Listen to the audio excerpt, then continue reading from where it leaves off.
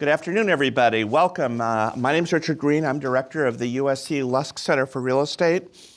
And it's my pleasure to be here in conversation with the writer of a brand spanking new book. It's less than a month old. I mean, I'm sure in your head it's much older than that, but in terms of when it came out, called Hate the Game by Daryl Fairweather. Daryl is the chief economist at Redfin. And it was a lot of fun to read the book. And I just want to introduce it in the following way. I want to talk for a minute about one of my very favorite writers, who is George Orwell. And in Orwell's book, Why I Write, he lists 6 rules for good writing. And I'm going to explain to you how Daryl met the criteria of all 6. So number 1 was never, this is why I wanted my, never use a metaphor, simile, or other figure of speech unless which you are used to seeing in print. I don't have my reading glasses, so. Okay, in this book, Daryl does use metaphors, but they're not ones you've ever seen before in print. I promise you that. I've never seen Gouldian finches referred to the way you refer to them, for example. Number 2, never use a long word where a short one will do. Incredibly unpretentious book, straight to the point. If it is possible to cut a word out, always cut it out. The book is 260 pages long, and yet it is very dense. And by dense, I don't mean difficult. I just mean there's a lot of stuff going on. So it's to the point. Never use the passive voice where you can avoid it. I hate the passive voice. So had she used it, I would have noticed it, and I didn't notice it. Never use a foreign phrase, a scientific word, or jargon word if you could think of an everyday English equivalent. Now, here's where the book is really special, is it does use a lot of economic jargon, but only one where it really is a shortcut that helps you understand something that would otherwise take sentences. For example, the word asymmetric information. Okay, the other way to say that is you have more information than I do, and therefore you could take advantage of me as a result. Okay, asymmetric information is a more elegant way to say it. But every time she uses a word like that, she explains what it means, or a phrase like that, right away. And there's a glossary at the back of the book, too. And she always uses these phrases correctly. And finally, break any of these rules sooner than say anything outright barbarous. So the book, to me, lives up to the prescriptions of George Orwell, and I can think of no higher compliment to pay a book. Okay, now Thank you so much. Let's get into it. But before I get into the book, I have to say, before I even got to chapter 1, in the part of the book which is using Roman letters for the pages instead of Arabic, or what kind of numbers do we use? Not Arabic, yeah. Well, yeah. You talk about going to MIT. Mm-hmm. Okay. And so I was immediately envious because that's where I wanted to go to college and I didn't get in. Oh, you only went to Harvard. And so I went to my second choice. That's actually true. I was pretty devastated when I didn't get into MIT. But when I read that, it occurred to me, so as a teenager, you wanted to be a scientist, mm-hmm. right?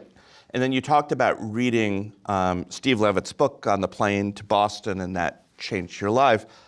But just tell me a little bit about when you were thinking about being a scientist or an engineer, right? So sort of what prompted you to think MIT would be an attractive place for you to go?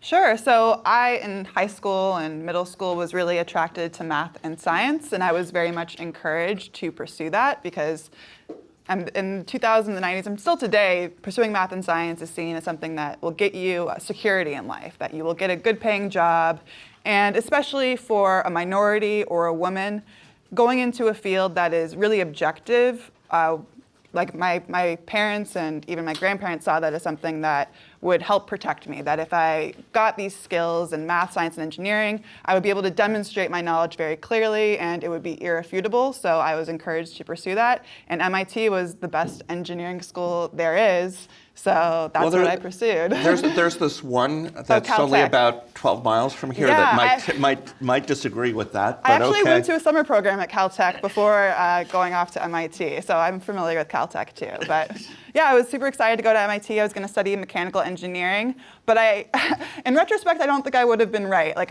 I took auto shop and I hated it. I never even got oil on myself because I was just not into the nitty-gritty of it. And I was really interested in people. And after reading Freakonomics and getting to MIT, I learned that economics is very math-based. It is science-like. And since it made more sense to me than sociology or psychology because it was very logical, and I was attracted to that. And at MIT, I felt like it was the perfect place for me to pursue that kind of economics.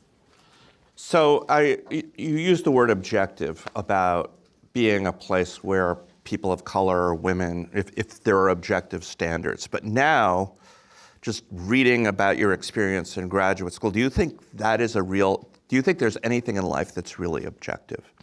Well, I think that some things are more easily verifiable than other things. Like if you're building a plane, the plane's either going to fly or not. There is an outside test.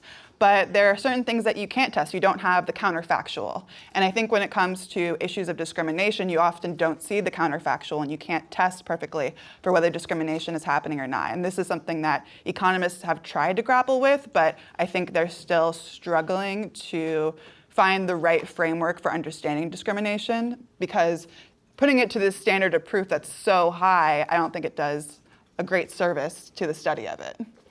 So this gets to my next question, and we talked about this on the phone, is it's sort of about the idea of meritocracy. So one of the things that was striking, so chapter 7 talks about meritocracy specifically, but the word came to mind when I was reading chapter 2, which was about your time as a graduate student at the University of Chicago. And one of the things that was striking to me is even then, to use a phrase you would use, there were people who had the inside game. So in particularly, it's important, and maybe Professor Kahn can confirm this, to be part of a study group in order to do well at Chicago. And there were 5 white males who you wanted to work with, and they'd already known about the study group and formed the study group in advance. And things worked out fine for you, but those sorts of phenomena make it sort of challenge the whole idea of meritocracy, right? Yeah, and I mean, I was the first and only Black woman to get a PhD in economics from the University of Chicago. So when I was in graduate school, I felt isolated in that way, that I didn't have as much in common with my classmates as maybe they had in common with each other. And when it comes time to pick a study group, you usually gravitate towards people that you have things in common with. So even though I had, met the standard to get into the University of Chicago and, should have had the same potential as everybody else, I still kind of felt like an outsider in a way there. Yeah. So you talk about meritocracy also within the workplace and how we try to, or we say we have standards for promotion and so on, but you really need, it still is as much who you know as what you know. You talk about kingmakers in the book, so talk a little bit about that and what you have learned about the difference between, and by the way, I should say, Daryl in her book recounts the work that she did for a thinly disguised technology company about employee satisfaction and the difficulty she had in getting it to the bosses who needed to know about it, because there were answers that I think people didn't want to hear. Yeah, I was working at this large tech firm in Seattle. You can guess which one it is. And when I was there, I felt like I was performing quite well. Like the work that I was doing, I was working with this excellent data, putting out this research that was really changing the way that we were doing business. But I learned pretty quickly that wasn't enough, that there were other interests out there. In one story in the book, I talk about how I was assigned this study to look at why people were quitting who were assigned overtime. And I found conclusively that these people were dissatisfied and they were quitting because of being assigned overtime. But then the scheduling people didn't want that research out because it was going to make their lives a lot harder if our vice president knew that the overtime was making employees quit. They would have to redo the whole schedule. And they tried to stop me from getting this research to the vice president. They were trying to push back on it as much as possible. But coming from the University of Chicago and having my economics training, anything, I was equipped to push right back against them. But it took more than just the research or the knowledge. It took me, having a backbone, really, to get my work across. And then once I was up for promotion, I had this research project that I could use to show that I was worthy of the promotion. But again, it wasn't enough. There were all these other interests. There were other managers who wanted to get their people promoted for their reasons. So I had to understand, who was really making the decisions, do backward induction, figure out what the end game was, and work my way backwards in order to figure out who I needed to impress and who needed to know who I was in order to make sure that I was going to get the promotion, because just my work output wasn't going to be enough to get it. And you even needed to get an economist who was at a higher grade than you were, who you didn't necessarily do any work with, to testify to the quality of your work in order to get the promotion, right?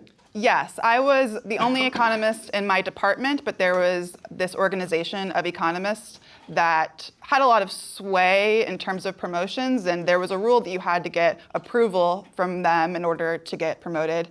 And so I had to go find somebody who was a level above me, and there weren't that many economists like that, to approve of my work. And the only way I was really able to do it was because I happened to be part of this women's group for economists, where I was able to meet with the one woman who was a level above me, and she ended up vouching for me. But if it wasn't for her, I wouldn't have gotten the promotion. So, this gets outside of economics, but there's a lesson here, which is get outside your cubicle at work and get to know people. Right, You think that's... You gotta let everybody know what you're doing, because if you're just doing the work isn't enough. You need to show everybody about it and make sure the right people know. So the other thing that struck me about the employee satisfaction work you did is it was an excellent example of the problem of selection bias. Can you talk about that a little bit? Yes, so the research that I was doing, we were trying to figure out why the workers were saying that they were dissatisfied. And if you looked just at their satisfaction scores, the people who were assigned to work overtime had the same level of satisfaction as the people who were not assigned to work overtime. But when I dug in and looked at who was quitting, it turned out that people who were working overtime quit much earlier. And there was this correlation where you were happier with the job the less time you spent in the job. So the employees who were there a very long time were much less satisfied than the employees who were only there a short time. So once I accounted for that selection bias, it was very clear that working overtime was making people less satisfied and making people more likely to quit. And I talk about how, when you're applying for a job, you need to talk to the people who are there and also the people who have quit. Luckily nowadays you can go on Glassdoor and you can see all of this information pretty clearly, but you have to take both perspectives, because if you only talk to the people who are actually working at the company, you're going to get a biased selection.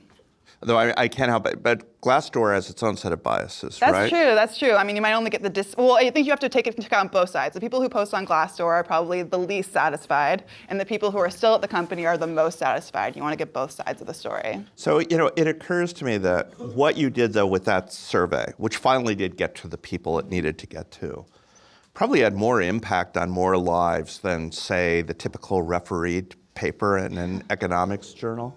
Do you think that's a fair statement? Yeah, we had thousands of employees in my department worldwide, and these people no longer had to work overtime once the vice president saw this information, and they did end up having to redo the schedule and redo the desk assignments to make it work, but because of it, it was now optional. You can volunteer for it, and I think that ended up improving their satisfaction with the job.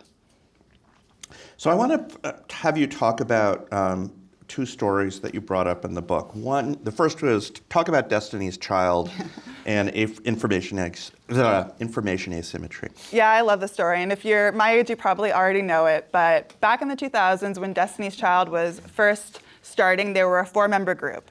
And 2 of the members, Latavia and Latoya, did not like that Beyonce was getting preferential treatment. Beyonce's dad was the manager, and they felt like that was the reason why she was getting all the opportunities, like magazine covers, and they wanted more equal treatment. So they went to Beyonce and gave her an ultimatum and said, it's either us or your dad, the manager. You have to pick one. And I think they chose this moment because it was right as the group was about to take off. They weren't established yet. They only had a couple of hit songs, only 1 album out. And I think that they believed that the group would no longer exist if they quit. So they thought they had a lot of leverage. But what they didn't understand was some of the economics around superstars. There's this great book called Rockonomics that goes into this, that shows how, most of the success goes to a very small amount of people. You can think like Taylor Swift or Beyonce, these superstars. Once Beyonce started to break out as the leader of the group, it was almost inevitable that she would be the one that would rise above the rest, because just having that little bit of advantage at the beginning would lead to much more success later on. And the manager, Matthew Knowles, understood this. He knew that Beyonce was going to be the star, just like how Diana Ross broke out from the Supremes and how Michael Jackson broke out from the Jackson 5. And they ended up saying no to that ultimatum, and those women had to learn that they didn't really understand the options that were available to Beyonce and her dad. So you cast this as an asymmetric information story, which I think is appropriate, but isn't it also an overconfidence bias story? In the sense that I think Beyonce really was the best singer in the group. Yeah, I mean, by the way, I'm old, but I still listen to Destiny's Child. I think that's right. They did try to have solo careers that never really broke out the way that Beyonce's did. I mean, it's interesting because I think overconfidence is a type of information asymmetry. You're not really, I mean, there's some behavioral economists in the room, but I think overconfidence is a blindness to what's really going on right in front of you, and I consider that a type of information asymmetry. Okay. And I also think Matthew Knowles may have been misleading them a bit, making them think in the beginning that they were all going to be equal, when really his plan was it was a platform for Beyonce. Well, then that is informational asymmetry for sure. I was reading that passage and I was thinking, boy, I really think Beyonce is the best singer in the group from the beginning, but okay. I remember my old colleague, Raphael Bostek, who was the Redfin, and we were at a ULI meeting, and I think it was Miami, and we were talking about, man, that Beyonce is really something. Risk and uncertainty is, first of all, if you could define for the audience the difference between the two, and also sort of how certain things in life are uncertain that you can only learn after you've been exposed to them, and your context is the boss you had in your first job after you finished your PhD. Yeah, there's this great experiment, and you have to look at the book to see the authors of the experiment, but the subjects were given two options of a game that they could play. There were two urns that they could choose from. In one urn, they were given the information that half of the balls would be red and half of the balls would be black. And if they selected a red ball, they would get some kind of prize. And there was another urn where they were just told that there's some mixture of red and black, but we're not going to tell you the mixture. Now, without knowing the mixture, it's still 50-50 odds, because out of all the possibilities of 1% versus 99%, or 50 versus 50, the average is still going to be 50-50 chance of pulling red and black out of the urn where you don't have any information. But people overwhelmingly choose the urn where they have the odds, even though the odds don't really matter, because they like the certainty of knowing the odds versus this abstract urn that has some amount of black and red balls in it. And I think that applies to finding a job as well.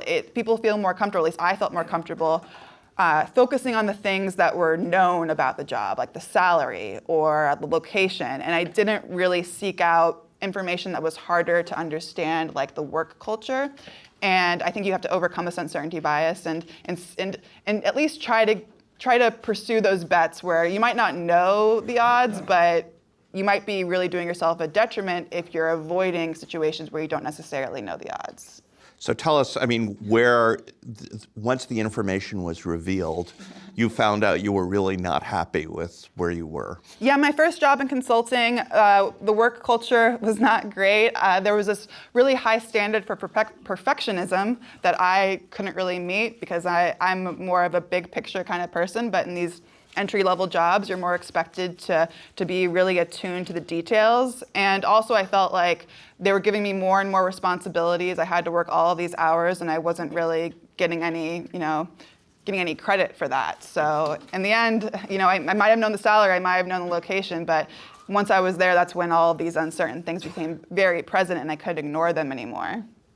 There's a term you used, workhorse, that was sort of, so tell us that story. Yeah, so the first time I went out to lunch with my boss, he called me a workhorse. He said, "Oh, you're so great, you're such a workhorse." And he meant it as a compliment. He said it with a smile on his face, and it it stuck with me. And then when I ended up asking him for a raise and he rejected me, I recalled that workhorse term. And I realized that, a workhorse doesn't speak up. A workhorse doesn't ask for a raise. A workhorse just keeps working and keeps their head down. And that's what he really wanted out of me. And that's when I realized that I couldn't stay in that job anymore. I didn't want to be a workhorse. Okay.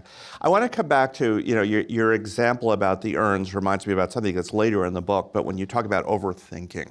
So tell us about how overthinking can get you into trouble. Yeah, Because to this point, you've been talking about doing a lot of thinking in terms of making decisions. Yeah, in behavioral game theory, there's this concept where, I know what I know, and I might know what you know, and I might know that you know something about what I know, and you can go back and forth, trying to assess, what's the information that someone might know, what do they think about what I know, and you can kind of get yourself spinning to a point that's not optimal.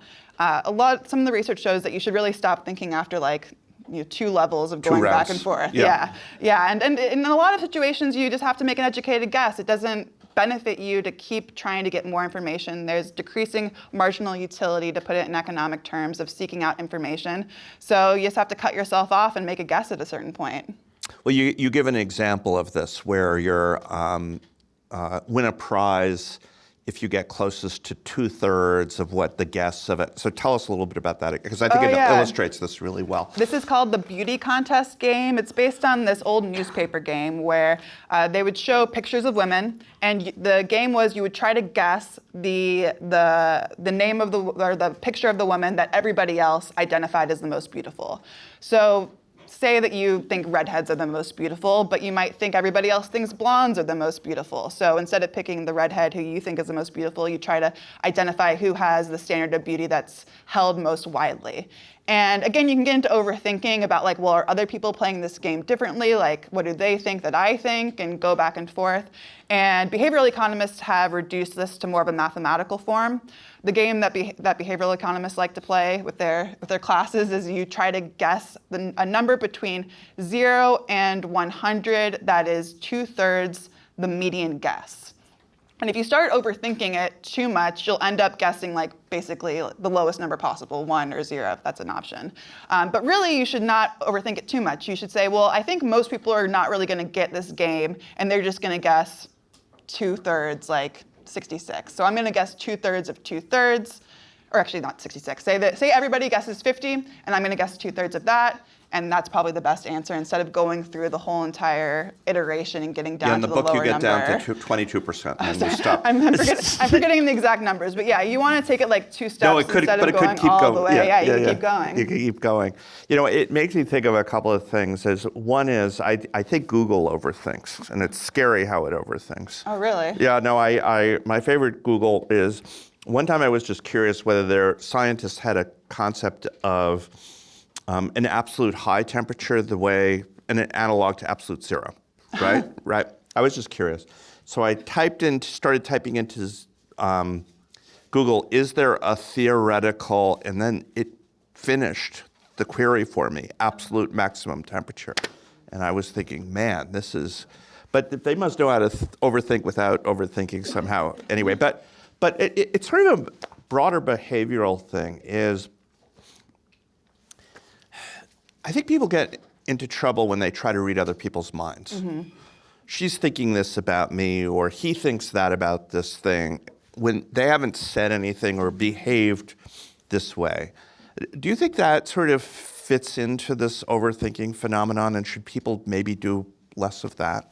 Yeah, I think especially I think if you're the kind of person who's always thinking about what other people are thinking about you, you might assume that that's how other people behave, that they're always thinking about yourself. But I think the rule of thumb is that most people aren't really thinking about you, right? They're just going about their lives. And I think that projection of your anxiety onto other people can lead to some bad decisions. And yeah, there's some signals that you don't want to think too much about. Maybe they're not that useful. Yeah. So talk to me about, again, this is, I thought, a wonderful metaphor, jhacanas, I don't know if I'm pronouncing that properly, jhacanas and diversification. Oh, yeah, jhacanas, I think it's jhacanas. Jhacanas? I got to look up these words before I record the audio. So that, it was a great story about they use diversification in Oh, order to right. propagate the species. Yeah. Yeah, so the bird, they don't lay eggs only in just their nest. They lay them in multiple nests so they can diversify the likelihood that their offspring will be successful. And I use that as a metaphor for diversifying your investments. Even birds do it. I use birds a lot because I feel like if birds can do it, you can do it. Well, I don't know how to fly to the South Pole the way mallard ducks can. Yeah, birds are actually smarter than you might think. Yeah, no, the migratory birds are amazing. Tell us a little bit about, you talk quite a lot about inside and outside options and how they should influence your decision making. So tell us a little bit about that. Yeah, this is a fundamental concept in game theory and really economics as a whole. So in a negotiation, if you are, say, negotiating salary with your boss, you have an outside option to the negotiation falling through. You can go get a job somewhere else, you can quit and go sit on your couch. You have these other outside options. And that's going to determine whether or not you accept the offer. But on the other side, your boss also has outside options. If they don't want to give you a raise and you walk away, they can hire somebody else, they can promote somebody from within, they can delete the position. And thinking through what your opponent or your negotiating partner's outside options are is a really important step into understanding what offers they are going to be willing to accept. Because you can only really push them as far as the value of their outside option before they reject it and take the outside option. And this requires some empathy. It requires getting into their head and seeing things from their perspective in order to guess what is their outside option. Because it might not be immediately obvious what their outside option is, but you can do some information gathering and try to get there. So you also talk about it in the context of romance, yes, right? Yes. Yeah. I use this great movie. It's called Two Can Play That Game, starring Vivica A. Fox. And in the movie, Vivica A. Fox is dating Morris Chestnut. Morris Chestnut starts behaving badly, flirting with other women, not exactly being the most forthright boyfriend. And some of her friends in that situation would react by yelling or breaking his stuff. But she's smarter than that. What she does is she goes out and she gets other suitors and she flaunts it in front of her boyfriend to let him know that she has great outside options. And in the end, they get back together and they have a healthier relationship because he realizes that, she could definitely leave if she wanted to. So yeah, I can't say, I've been married 41 years, so I can't say I've ever thought about outside options, but Well, they were dating. They weren't married quite yet. Yeah. No, I'll tell my wife about this and see if it gets her thinking. I don't know. Product differentiation, where you're the product. Okay. Yes. So so first of all, tell us what it is, and then I have a very specific question I want to ask you about that. So one way to make yourself less replaceable and to your boss is to differentiate yourself. And this is the concept in economics too, where if your product is differentiated, it makes it less likely that consumers will substitute away from it to a different product. So Pepsi and Coke are pretty much identical. They're not differentiated. But if you have some exotic flavor, let's say Coke Cherry or something, before Pepsi Cherry comes out, then it's something special that they can't get somewhere else. And you want to do the same thing as a worker. You want to get skills that other people don't have so that when you go to your boss and try to negotiate with them, they can't exactly replace you with somebody else. They can't just pick somebody off the street to work for less than what you're asking for. And I think the main way to do this is to acquire skills, to acquire human capital that is not only, maybe difficult to acquire, but also unique, maybe a unique combination of skills. I know in my career, one thing that's differentiated me is combining economics with communication. Not a lot of economists do that, and I think that's one thing. You think? Yeah. Well, you're doing it. But yeah, I think that helps differentiate me from the other economists. Yeah, well, and your ability to take the tools of economics and, again, the work you did at that technology company. I think there are a lot of academic economists who would not have been able to have had that insight because it was, in a sense, what you were doing was, I don't want to set, when I say easy, it wasn't like you were doing the most sophisticated econometric analysis in the world, but you got to the heart of the problem and figured it out. And so many economists are focused on showing other economists how smart they are, that when the right way to go about it is right in front of them, they don't see it. Instead, they're trying to think of what is the full information, maximum likelihood, IV panel data, heteroscedastic consistent estimator that they need to figure this out.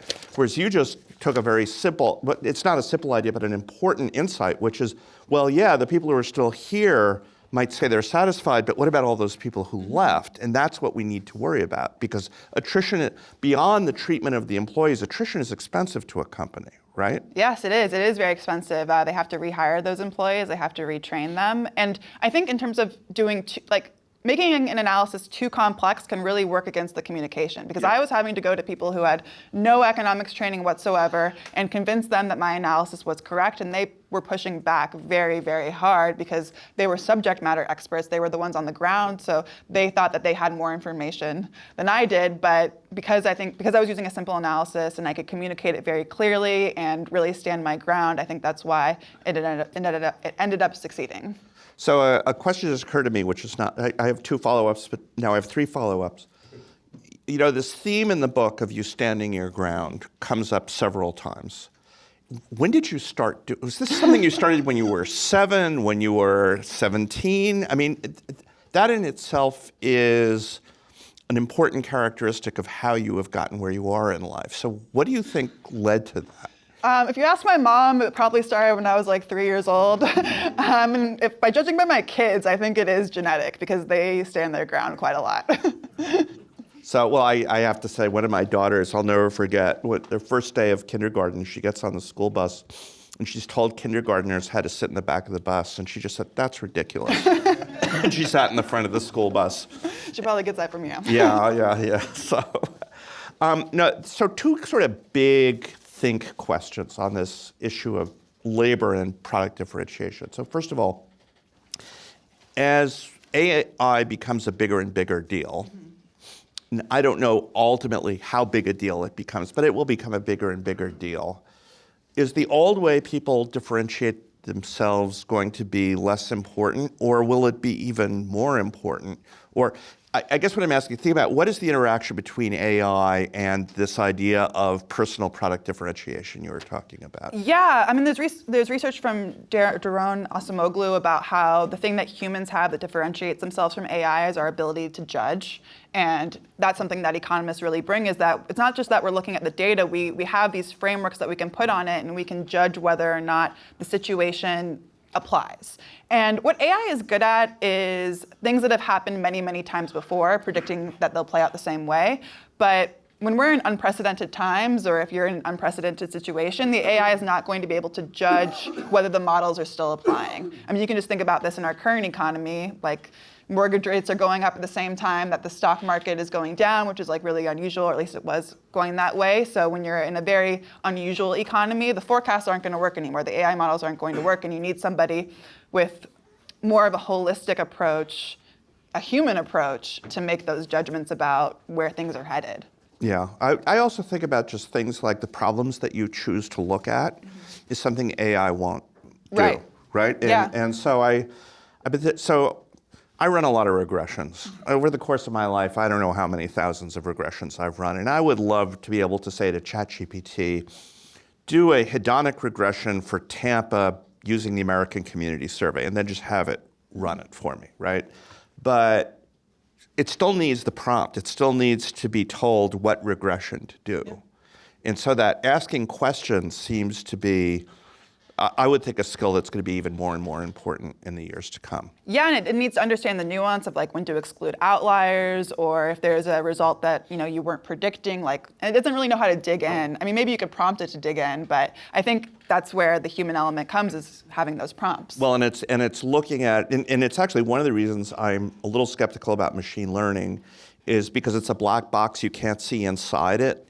Whereas with a regression, at least you can look at a coefficient and you could say, sorry for using the terminology Orwell would disapprove, but you can look at the coefficient and you say, that doesn't make any sense. And to go back and try to figure out what's going on. Yeah, right? And the AI also doesn't know what it doesn't know. There's selection bias in terms of the data that's fed into it, and you need some human element to kind of sift through that bias. But the other thing I want to talk about to your point about product differentiation, is I think one of the reasons we have a divided society at the moment is we have a whole host of people who, even in the current environment, are not in a good position to differentiate themselves, right? And there's a lot of stuff about how one of the reasons the Democratic Party got in trouble is they're saying to people who have really bad jobs in West Virginia, well, go get a college education, which is often not a practical thing and sort of a way of denigrating people. So in a world where we want everybody to thrive, how do people who haven't gotten PhDs at the University of Chicago, for example, differentiate themselves so that they can have a better life? Well, I think if you are trying to differentiate yourself, one thing that's probably different about you is your interests, and then pursuing those interests and developing those skills can lead to more differentiation. I think sometimes young people are kind of sorted into predefined paths, and the problem with predefined paths is there's a lot of competition.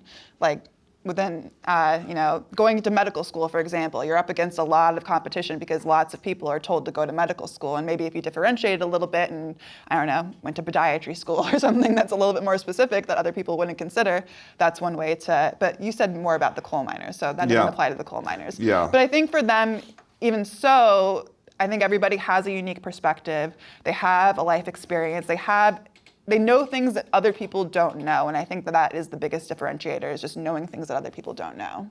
So if you were to give them advice about how they show that to the world, what would that advice be? Well, I don't know if we're the coal miners, but I think one piece of advice I give is do things publicly, because there is this kind of matching problem out there where maybe you have skills, but you don't know who out there needs your skills. And going online and posting things online is one way to just put your things out there, promote them publicly. And the more public you are, the better chance you have of somebody, matching with you essentially on those skills and needing you. Okay. So I want to ask you a chief economist of Redfin question, because you talk about it in the book. So you have bought a house in Seattle and sold a house in Seattle. Yes. And you use things you know about economics in order to make decisions on both sides. So tell us your stories about both buying your house and selling your house. Sure. So when I went to buy my house, it was a really competitive market in Seattle. Bidding wars. And what year was this? I don't remember. This was 2018. 2018. No, wait, okay. 2017. Sorry. This was 2017. The housing market in Seattle was really hot. I mean, it was getting hotter and hotter up and even through the pandemic. And we were facing bidding wars. And one thing with bidding wars is you don't want to. Winning a bidding war can sometimes be a bad thing. It's something winner's called, curse. the winner's curse. Because if you are the one out of 10 people who thinks the home is worth the most, you might have worse information than the other people have. Maybe you didn't notice something wrong with the house. Maybe you didn't know that the neighbors were really noisy, and you were the only person who didn't have that information, and therefore you valued it most, and that makes you even more likely to win. So I was nervous about this winner's curse, about getting into a bidding war and overbidding. I was also nervous about other things that can happen, biases like herding behavior. We saw a lot of that during the 2006 bubble of people doing what everyone else was doing. Everybody was told, buy a home, home values are going to go up forever, and then eventually they started going down, and that took down the whole entire economy. Other biases that people can encounter are the endowment effect. So if you tour a home, what a lot of people do is they immediately start picturing having family dinners there, their kids running around, they get really attached to the home, and that can lead to somebody overbidding on the home because you value something more if you feel like you own it. Another bias that can occur is just getting tired. If you're really tired, you tend to make worse decisions. So I encourage people to take breaks if they've been searching for a home for a really long time. Another one is present bias. Homes with a swimming pool sell for more in the summer than in the winter, because in the summer people look at the swimming pool and they're like, I'm going to get in the swimming pool right away. But in the winter, it's just an eyesore. But in reality, you're going to own this home for like a decade or so, and you'll have to deal with the pool in both the winter and the summer. And there's no reason the value should be different. I'm thinking about, Matt, do you know Jack Cordial at Cornell? So there was this real estate professor at Cornell for years named Jack Cordial. I think he's still alive. I think he's 97 or something. And he wrote a paper in the late 70s or early 80s. So it's back when doing regression work was really hard and really expensive and all that sort of thing. And he found one of my favorite findings in sort of behavioral economics is when people buy a house, if the roof needs to be replaced in the next year, they discount the house by the value of the roof. I mean, it's basically dollar for dollar you sell it. But if they buy the house more than a year before the roof needs replacing, there is no discount. Okay, now you're thinking, the way economists think about the world, right, is you should see the present value of that roof is falling, and you should see this sort of gradual relationship between the age of the roof and the value of the house. But instead it's like, this is your recency bias. if they see it coming, if they go, oh boy, that place needs a new roof, boom, that whatever the cost of the roof is comes right off the top, no pun intended, of the house. But if they don't see it immediately, it has no impact. Yeah, I bet that investors are a bit more sophisticated about this. Like if they're buying the home to rent it out, I would think that they would have a little bit of a better sense of giving the present value of the house, the present value of the roof. But for people who are first-time home buyers, they're much more likely to make those kinds of mistakes. Yeah, although even there's a famous result in commercial real estate called the home out-of-town bias. So out-of-towners overpay for buildings relative to people who are from, and it's again, they lack the soft information that the people who live in the same town do. So, but that's about buying a house. Now tell us about selling a house, because you did that too. Yes, when I went to sell the house, knowing things like people don't like making repairs if they need to be made right away. People love a move-in ready home. I was talking to my agent and she was telling me, if you put $75,000 into the house, you can get a $125,000 return because you'll have this house be move-in ready. So I made all these investments in the house.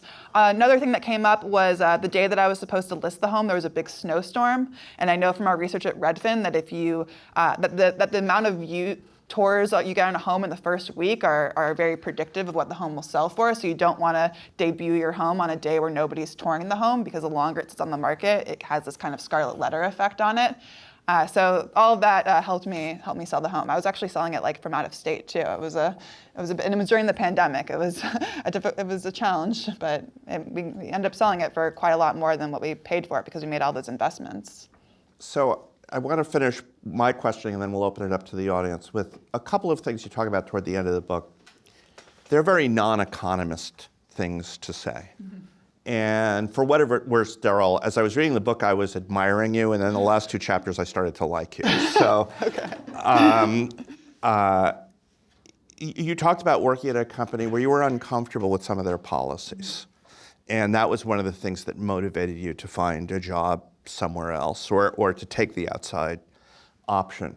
I mean, I guess, an economist would say your utility was not being maximized because you were in this place that was uncomfortable. But it said to me that when you were faced with a conflict between what you thought was just right and what might be the economically wisest thing to do, because you didn't try to go back and get your salary higher or anything like that, you decided going with what was right was more important. So talk about that in the context of how economists think about the world. Yeah, well, when I started working for this big tech company, it had this really great reputation. When I told people I went to go work there, they'd be like, oh, wow, that's so great. And then over time, as their reputation started to go down and down, the feedback I was getting was not as great. And even working in there, I was working on making employees more satisfied enjoy their jobs more. But I saw from working in there all the forces that were working against employees being treated the way that they should have been treated. And, it did help that I had an outside offer that was quite attractive in terms of going with a job that aligned a little bit better with my values. But in the book, I do talk about how, I think people think that all we care about is money, but we understand there are other things that enter into the utility function. Leisure enters into the utility function, or just living your values enters into the utility function. It's much broader than how much money you make. And I think a lot of people can get into that mindset of I need to make more and more and more and more money, and they don't really consider, well, how much do I value these other things in my life that are probably starting to, the marginal benefit of them is probably going up the more time you're spending on work. So, and that gets to the last point is, so you were approached about becoming president of the Boston Fed. You gave away the spoiler. What? It's a spoiler. Oh, well, we're talking about the book. Yeah. I didn't know I wasn't supposed to. It's okay. Okay, read the book. I won't ask the question. No, it was about. I didn't think there could be. If I'm talking to you about your book, I thought I was allowed to talk to you about your book, but I won't make that mistake. Next book, I promise you. No, what was striking to me is, you were not strategic at all. You were just very straightforward, very forthright. And talk about what led you to be that way? And would you have been that way, say, 5 years earlier? No, I think at the beginning of my career, I was very eager to please. I just wanted to fulfill whatever, the hiring manager wanted out of me or the person who was my boss wanted out of me. But as I got more established in my career, and honestly, as I just started making enough money that I didn't really value that additional money or that additional prestige that much, and I had moved to Wisconsin during the pandemic. I was living a much, mellower life with my kids. I was a mother. I had become a mother. My values had shifted, and I didn't want to take a job that would force me to pretend to be somebody I wasn't. Beginning of my career, I was always pretending to be something I wasn't, or trying to impress people or be what they wanted me to be. But now that I'm more established in my career, that's not something that I do. I'm just myself, and if I'm myself, I trust that the right opportunities will come to me that are matched to my values instead of trying to be something I'm not. So the last question from me is the title of the book. As I told you, as soon as I saw the title, it reminded me of the Chris Rock routine about Alpine, New Jersey. And if you haven't seen this, not now, but afterwards, go to YouTube and look up Chris Rock, Alpine, New Jersey, and watch it. Where did the title come from? I was looking up the origin of the phrase "don't hate the player, hate the game," but it's kind of disputed who said it first. It's kind of this old saying. I don't know how far back it goes, but it's a common saying in Black culture: "Don't hate the player, hate the game." And what it means in the book is that the economy is unfair. But it doesn't mean that you should be self-defeating about it. Like, don't hate yourself. Don't hate yourself for playing the game. Hate the game and try to win at it. And if you win, you have a much better chance of changing the rules. Because the people who are in power, they got there because of the rules, and they don't really have an incentive to change things. It would be admitting that maybe they didn't get there out of meritocracy. But if you understand economics, I think you have a much better awareness of how the economy works, and you can navigate it, get to where you want to go, and you can understand where the pitfalls are that you want changed. So let's open it up for questions. What's a good day for you at Redfin? Yeah, so at Redfin, I lead a team of economists. We try to produce research using all the data that Redfin has, which is all of the transaction data on the homes sold in basically the entire United States, all the data that's on our website. So we have information about what homes people are searching for. We have the details of the homes, how many bedrooms it has, information about neighborhoods, climate change scores we have. So we do research with all of this plethora of data, and we try to put out research that is interesting to people, that is useful to home buyers and home sellers, that the media will want to report on so that it's actually disseminated to people. And that's really it. We just lead a research group there. So but I'm gonna follow up on that. So what was a day at Redfin? Pick a day that where you thought, man, this is really cool. You had something happen and you thought, this is really cool. Well, you learned something really fun. I mean, the project I'm most proud of is actually research that I co-authored with Matt here, who's a professor at USC. We got data in 2020 about flood scores for homes from First Street. These flood scores were not just current risk scores, but projected out for climate risk. And we had them for every single home in the country. But we ran this 3-month-long experiment where only half of our users saw the flood scores and half did not. So after this experiment was done, I teamed up with Matt and some other researchers to look at the causal impact of seeing flood scores. And what we found is that people who were searching for extremely or severely risky homes went on to buy homes with half as much risk when they saw this flood information. And that's the kind of research I dreamed about doing when I was in graduate school, and it was definitely a dream come true to be able to see that through. So Mr. Epstein is asking about fire being an analog to flooding, so... Yes, we have fire scores. We didn't do the 3-month-long experiment there, but we have been looking into the effects on the fires. We actually got some data from the county recently with all the IDs of the homes that were burnt down, so we're going to look at what those homes were valued at to assess how much was actually destructed, try to look at which homes have been listed, how much they're being listed for, how long they're sitting on the market, to see how this is affecting the market so far. It's still a bit of early days because we're not seeing that many listings just yet, and we've just gotten this data, but it's definitely going to be a research focus area for us for at least this year. So, I'm going to be shamelessly plug the Lusk Center, but we're in the midst of doing work right now on how codes and building materials affected the probability of survival in those two, in the Palisades and in Eaton Canyon. So I think, May 15th, Caroline, we're supposed to have something. So Yeah, we have like 3 weeks left to have an answer And to this question. I'm from LA. My dad is actually here. He lives in the Palisades. His home was spared. His like Well, little good. enclave was spared. But yeah, I definitely have a personal connection to this, and I want to see it through and see the impacts. Yeah, I made a joke on social media. I forget if it was Blue Sky or X or whatever, but the joke was that the real deep state is the bond market. Like, it doesn't seem like the deep state has been able to stop the administration, but the bond market has. But I mean, we're already seeing negative impacts in terms of increasing interest rates in the bond market, which, I mean, I checked it today, interest rates are still up. They're like 4.4 was when I looked this morning, yeah, Right. for the 10-year. So I'm not sure if it's a strong enough message to really change things. I mean, it seems like the administration is backing off of tariffs, but every day they say something different. So Yeah, this is a difference between risk and uncertainty. Right, yes. What the administration is going to say about tariffs tomorrow is uncertainty. And I'm feeling the uncertainty aversion for sure. Yeah. I think America is feeling the uncertainty aversion. Just the uncertainty of not knowing if we're going to enter into recession, I think, is stopping home purchases.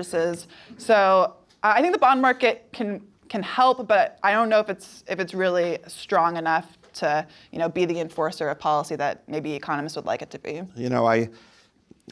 I'm very fond of South Korea and have done work there. And when North Korea was going through this period where they were lobbing missiles into the Sea of Japan regularly, I would look at the South Korean bond market. And South Koreans must just be the calmest people on the face of the earth, because you couldn't see any, because you would figure it would have an impact, right? But no.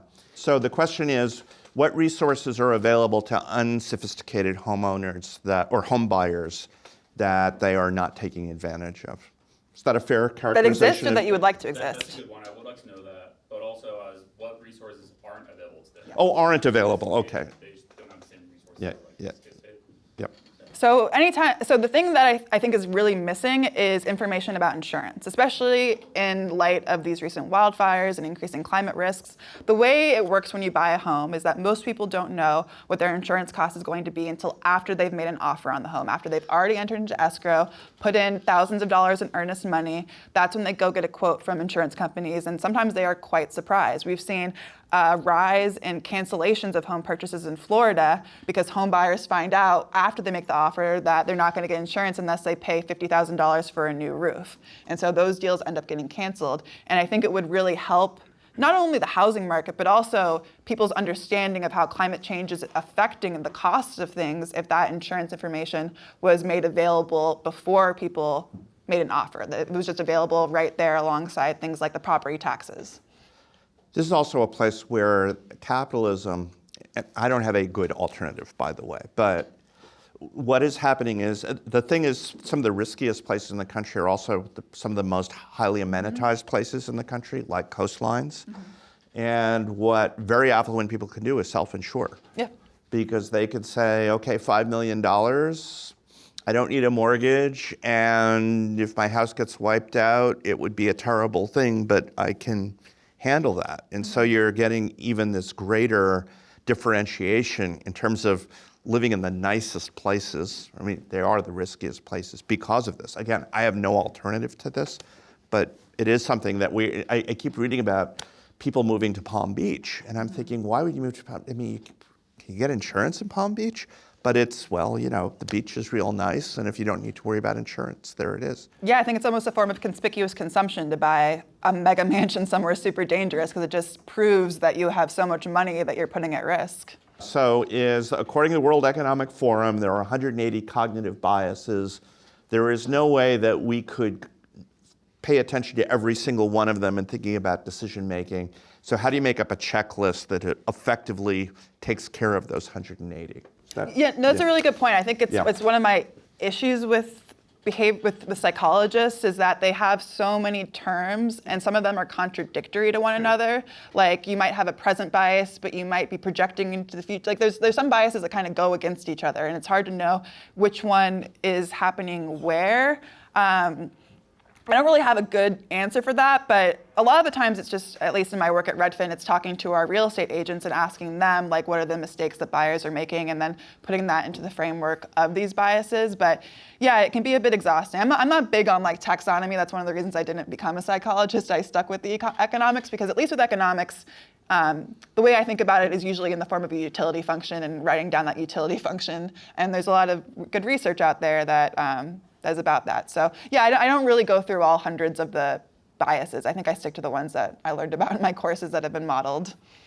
So we have copies of Daryl's book available for purchase, Hate the Game, out front, and you're willing to sign it too, is that right? Yeah. But you better buy one before she signs it, right?